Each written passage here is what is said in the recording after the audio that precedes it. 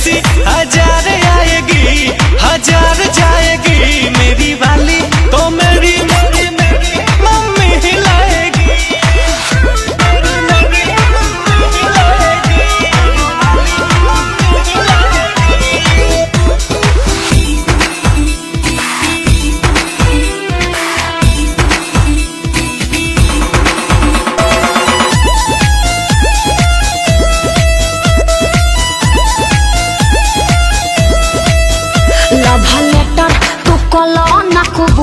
फिजूल जनी करे सनम सोनू सरगम के बुझा जानी फूल न दिलावा में रखी हा भरम।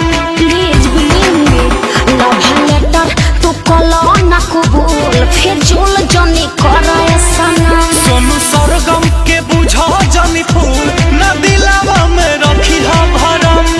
प्रीत रंजित तेरा पागल कर जाएगी।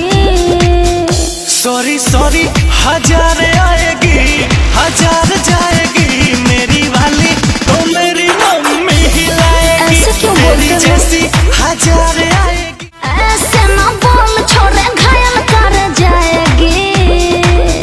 तेरे जैसी हजार आएगी हजार जाएगी मेरी वाली तो मेरी मम्मी हिलाएगी।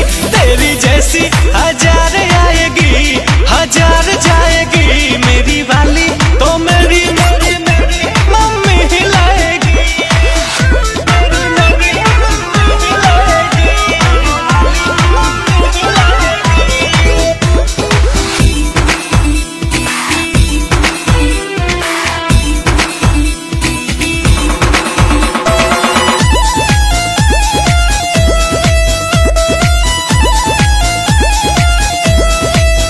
लव लेटर तू कलो ना कबूल फिजूल जनी करे सनम सोनू सरगम के बुझा जानी फूल न दिलावा में रखी हा भरम।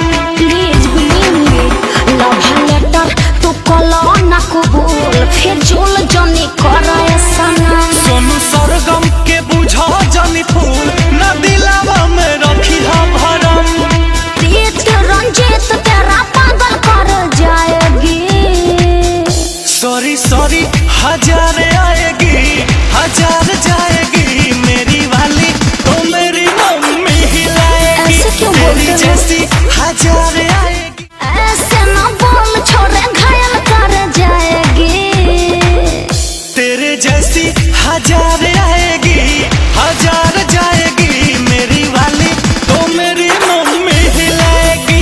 तेरी जैसी हजार आएगी हजार जाएगी मेरी वाली तो मेरी मेरी मेरी mummy हिलाएगी।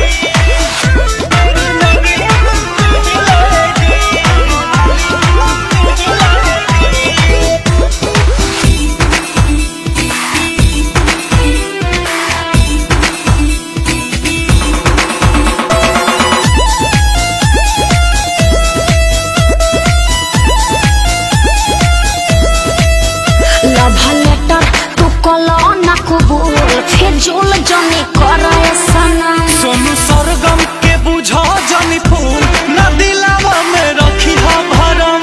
Please believe me love letter तू कलो ना कबूल फिजूल जनी करे